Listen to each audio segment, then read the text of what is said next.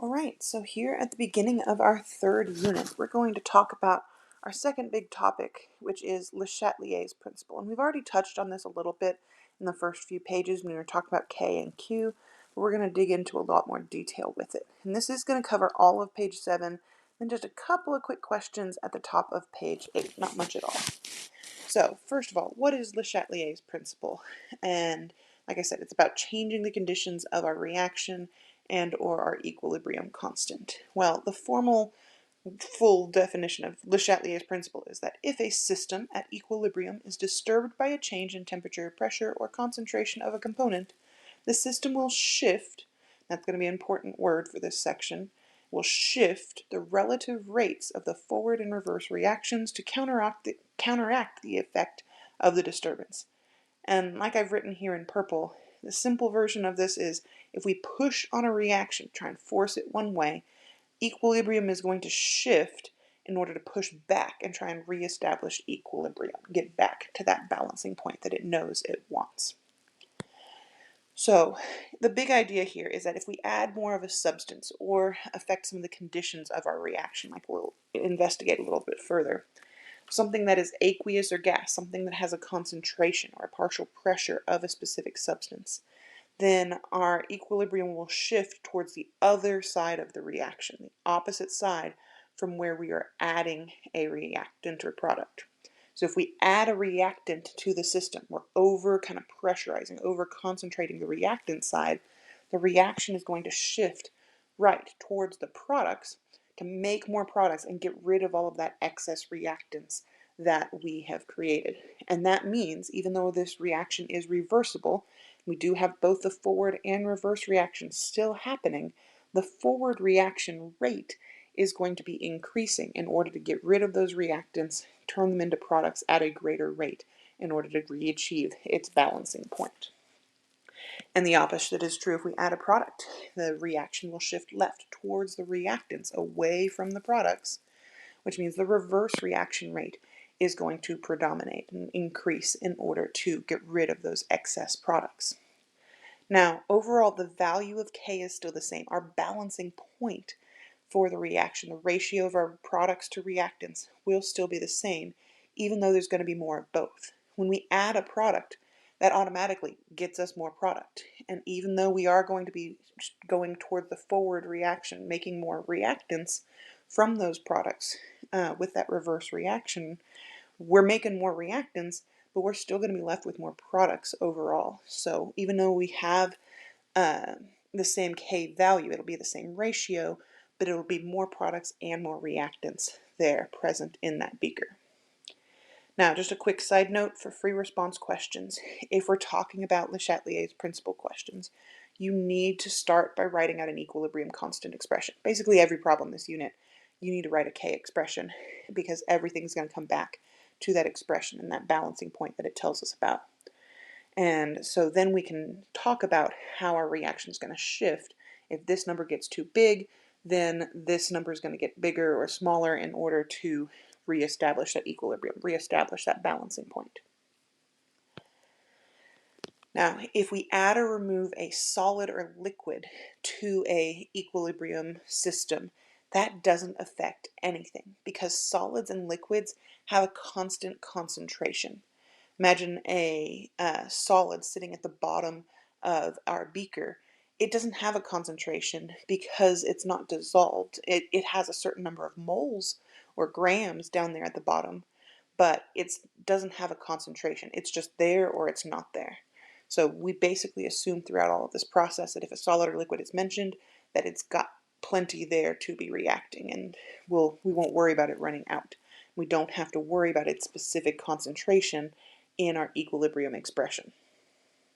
So adding or removing a liquid, just like they're not in our equilibrium expression, they're not going to affect the balancing point or cause our reaction to shift either way. On the other hand, if we either increase the total pressure or decrease the volume of the reaction of gases, or we somehow concentrate our solutions, but generally this is going to pertain to gases, either increasing the pressure or decreasing the volume of the reaction container will cause equilibrium to shift towards the side of the reaction with the fewest number of moles of gas. So this is kind of like adding more of a substance, but we're adding more pressure. We're pushing on more of a substance to cause more collisions. Whichever side of the reaction has more gases is going to be more affected by that increase in pressure, the increase in collisions. So if we have more gas molecules, like physically counting, using the coefficients in the balance equation, counting up how many gas molecules we have. If there's more on the reactant side, then increasing the pressure will shift my reaction towards the products. Also, adding a catalyst, which we know speeds up the reaction, it actually equally speeds up the forward and reverse reaction. It stabilizes that intermediate step, lowers that hill in between. So it helps both, so it doesn't affect our equilibrium position. Both are going to happen faster, but our overall balancing point, our K and our concentrations will not change. Same goes for an inert gas. Just like in kinetics, inert gases are big distractors, big temptations, especially when they tell you that this causes an increase in pressure in the system.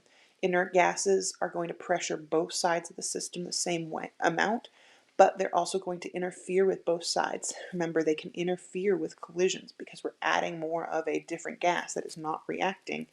It interferes just as much as it helps. So they do not affect the equilibrium position or the rate when we add them to our reaction. Temperature is a big one with Le Chatelier's principle, and we really need to think of heat as a substance on one of the sides of the reaction. Because just like any other substance, if I add more of a reactant, we're going to shift towards the product. So if heat's a reactant, then we're going to shift towards the product when we raise the temperature. If heat's a product, though, when we raise the temperature, it's going to shift towards the reactants. So that's really what it comes down to, is remembering those endo-exo words, what that means for whether heat's being absorbed or released, going in or out, and everything else should follow from there. So for exothermic reactions, where we have something like A turning into B, producing heat. Notice heat is a product. It's being released, which is going to give us a negative delta H value. And so as temperature increases, we're adding more of a product, the reaction is going to shift towards the reactants. And because we're not affecting, we didn't add any more chemicals in, we have the same amount of chemicals, we're just changing the temperature. As we're shifting towards the reactants, our K value is actually going to decrease. Remember, K is products over reactants. So if we're shifting to make more reactants, our K value is actually changing and getting smaller. If, on the other hand, we have the same exothermic reaction, but our temperature decreases, that means we're taking away a product, well, the reactants are going to shift towards the product side. We're going to try and make more products because we're losing some product. And so if we're shifting towards the product side without adding any new chemicals, that means our K value is going to be increasing here. Remember, our K values are temperature dependent, so this is one of the only times the actual K value is changing. All of these other shifts we've been talking about are to reestablish that same K value, reestablish that same balancing point, that same equilibrium point, even though the amounts of stuff are different. Here the amounts of stuff are the same, we're just shifting left or right, which changes our balance point and our K value. Endothermic is all the opposite. You've already probably been filling this in. Because endothermic heat's going into our system, it's on the A side with our reactants, which means would give us a positive delta H value. And so if we increase the temperature, we're increasing the amount of a reactant here. We're going to shift towards the product, increase our K value. If we decrease the temperature, when heat is a reactant, we're taking away reactant. Reaction will shift to create more reactants, which means it's shifting towards the reactant side, away from the product side, decreasing our K value. And then there is one last thing that will affect our shifting in our reaction. And that last effect is what we call the common ion effect. And we're going to go into more detail in this later in the unit. But if we add a chemical that has a similar substance to the reaction that we're looking at in the equilibrium system we're working with, then if it has any ions in common with the ions we're seeing in our reaction, even if the substance is slightly different, it can still affect our equilibrium. For example, if we add KCl to a sodium chloride system, NaCl solid, which is in an equilibrium between dissolving into these Na and Cl ions. Well, adding KCl to that system is going to add Cls to our system. And since Cl is a product, we are going to be shifting away from that pressure of adding more Cls to our system, which means we're shifting towards the reactants, shifting left. So you always have to look not just at the whole chemical and be like, oh, there's no KCl here. I'm just like, it won't affect our equilibrium, because sometimes they will throw random chemicals at you, but you need to look at the individual ions, the pieces of each of those substances you're thinking about adding. If there's any ions that are in common with the ions you're seeing in that solution, that's probably a common ion effect that they're looking to make sure that you notice. So let's go through some examples where we put this Le Chatelier's principle into effect. So in example number 1, we have 2 reactions, and underneath each of the substances in these 2 reactions, I want to kind of indicate how increasing each of the concentrations or pressures of that specific substance will affect the relative rate of the forward and reverse reaction. So we're going to say kind of shifts forwards or shifts reverse, or more kind of forward reaction, more reverse reaction. So if we add more of our BRNO, then we're adding more of a reactant, which is going to mean that we are going to be shifting towards the product sides, and the shift or leans more forward, so that we're creating more of those products. If I add more of our NO gas, which is a product, then we're going to be shifting and increasing the reverse. So that's supposed to be a V there. Reaction. Because we're adding more of a product, we need to balance that out in order to get back to our equilibrium point. And the same goes for our Br2. If I increase the pressure, the concentration of our Br2 because it's a product, then we're going to be shifting more towards the reactant side, which means we're shifting, increasing the reverse reaction rate and increasing the production of reactants, which is the opposite of what we normally do in a reaction. So that seems pretty straightforward. There's a couple of little tricks, twists in B though. We look at NH3, a reactant, and it is aqueous this time. So it's a solution, so we're imagining increasing its concentration, not its pressure. But still, if I'm increasing the concentration of a reactant, then our reaction is going to shift to use up that reactant, shift to increase the forward reaction rate.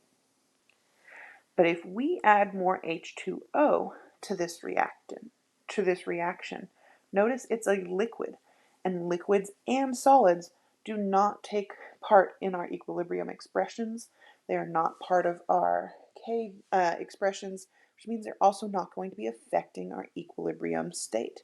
So no matter how much more water I add here, it's not going to affect our shift at all. Now these other 2 products, and because they are products and they are aqueous, which means they are solutions with concentrations, they are going to end up shifting our reaction into the reverse direction, at least predominantly. We remember with all of these, we're shifting the balance of the forward and reverse reaction rates. We still have both reactions happening, just one is going to now kind of take over and be stronger, a greater percentage than the other. Now, question number 2 actually comes back and talks about these same reactions. So I brought them down. It asks us how our equilibrium would shift if these 2 reactions were separately sealed inside pressurized reaction vessels with extra pressure added. It doesn't matter that it's 10 atm. It could be 1 atm. We've got extra pressure being added. So for reaction A, our gas reaction with the 2 BRNOs, making 2 NOs and 1 BR2. When we're increasing the pressure on the reaction, remember we're going to shift away from whichever side has more gas molecules. So we need to physically count up our gas molecules. Our reactant side just has 2. Our product side has 2 and 1, which is 3. So because our product side has more gases, that pressure is essentially pushing harder on, causing more collisions on that product side, which is going to force that reverse reaction to predominate. So we are going to be shifting towards the reverse reaction, shifting reverse towards our reactants.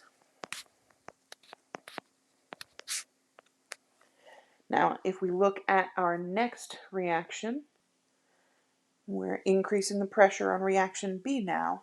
If we look for our gas molecules to count them up, there are no gas molecules anywhere on here. And don't be tempted to just add up the total number of molecules. It has to be gases. They're the only ones affected by pressure.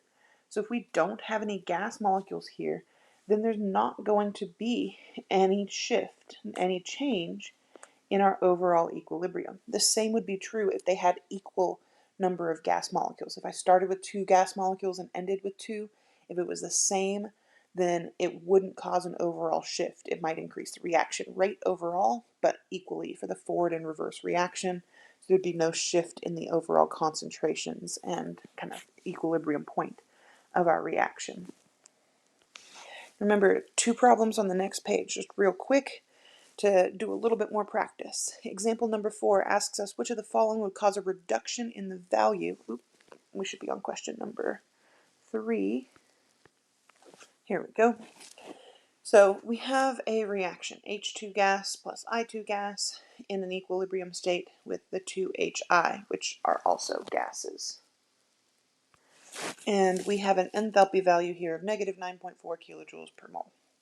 And each of the gases in the reaction, so a little bit of each, were combined into a rigid vessel and allowed to react until they reach equilibrium. So no numbers, just, hey, we're at equilibrium with all of our gases present. When the temperature in the vessel is decreased, what direction will equilibrium shift? Justify your answer. So the only information we have to help us with this is our enthalpy value. We need to remember that if this is negative, heat is being released. It's exiting our system. So this is exothermic. And we need to kind of envision or physically write in there that heat is a product. And if we remember that heat is a product, if the temperature is being decreased, that means we have less of a product. Well, our reaction is going to shift towards that product to make more of it, reestablish that balancing point. So we're going to be shifting towards the product side. And my justification here needs to come back to our equilibrium state. And so I need to establish here, because heat isn't really a substance that I can write into my equilibrium expression. My equilibrium expression isn't going to help me as much, but I need to establish what side it is on because they hadn't told me here. So if we start off by saying that because the reaction is exothermic, heat is a product, and then tie it into the change that the question is talking about.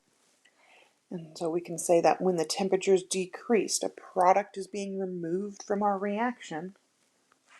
And so according to Chateliers Principle, the reaction will shift to that side, towards whatever we're taking out, just like it would shift away from whatever we're putting in. Our last question here is a multiple choice question that asks us which of the following would cause a reduction in the value for the equilibrium constant. And the first thing that I would hope that you would do as soon as you see a question like this, because we're talking about changing the equilibrium constant, the K value here, we cannot just change the amounts of any substances to change the K value. That will change the amounts of how much stuff we have in there, but the ratio of that stuff is going to stay the same. The K value, the equilibrium constant, will stay the same if all we're doing is adding stuff to it. The only way to change the K value is to change the conditions, which here means changing the temperature. So here we can read the rest of this. If we want to reduce the value of the equilibrium constant, that means that we're going to be shifting away from our products towards our reactants. Then which is going to help us do that? Well, when we look at this, the question mentions that we are endothermic. That means our heat is going into the reaction. So heat is a reactant. So if I want to be shifting towards that reactant side in order to reduce the value of our equilibrium constant, then I need to be taking heat out of the reaction so that the reaction is going to shift to try and make more heat there. So that means that our correct answer here would be D. Hopefully this isn't that bad. I know it's kind of complicated, especially for the second topic of the unit, but we're going to use this in our lab, so I want to make sure to hit that and let you come to class and ask some questions before we start utilizing this.